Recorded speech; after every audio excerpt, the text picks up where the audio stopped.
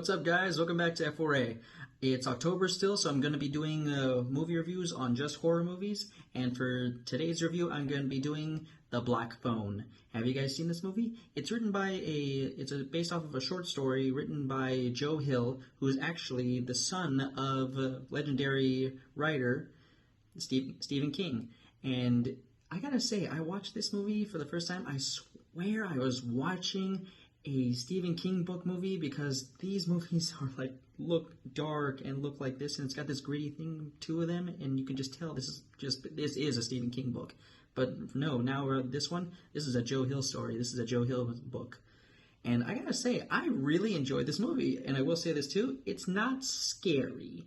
It's got some whoa, scary parts and everything, but honestly, just overall, it's not scary. You can watch this, but you're likely not gonna be scared. You may get jump once or twice, but you won't be scared. Now, the movie is based off of, like I said, a short story by Joe Hill. Its main antagonist is called the Grabber. Terrible name in my opinion, but that's what the newspapers in the story call him.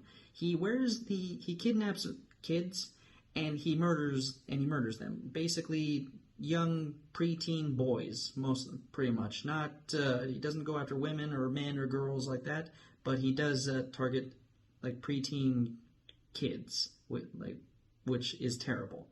And in his case, he's screwing with them, and basically after he kidnaps the main protagonist, whose name is Finney, pretty much the story why it's called The Black Phone is when he's kidnapped by the Grabber, Finney, he has this interesting, unique ability where pretty much he can contact the dead. He's a little bit psychic.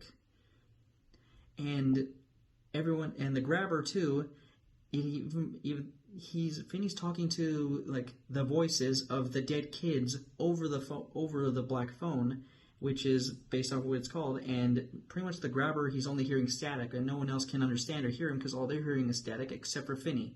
He can understand them, and he's actually talking to them, the previous victims, and he actually knew who the previous victims were because he's actually been paying attention to the newspapers and actually been paying attention to what's been going on. And even two of the kids, unfortunately, were his friends, which is sad. But they actually help him out along the way and show him how to defend himself. And I honestly thought the kids nailed the role in this movie. Finney's sister, she also is a little bit stronger with her powers, and she actually finds Finney and actually knows details about the murder cases that the police haven't even pointed out. And I thought the kids, and I know I said this already, but I thought the kids nailed it on this. This movie I thought was really good. Ethan Hawke nailed it on his role as the Grabber, and you wouldn't even think that Ethan Hawke was like this, because even Ethan Hawke said, the guy in an interview, the Grabber, he's crazy. And it's interesting too, seeing how as the movie progresses, you get to see some of the different personalities of the Grabber, because he wears different masks to mask his emotions. He has a sad face mask, he has an emotionless mask, and he has a smiley face mask that is on the poster, which freaks people out. But just like I said, this movie is not scary, but I enjoyed it. I did like it. I think it was very well written. I think the actors and actresses nailed their roles, and I think the short story was really good. I do think you guys would like this. Let me know what you think of it down below. It's called The Black Phone. Don't forget to like, comment, subscribe, and I'll see you guys next time. See you.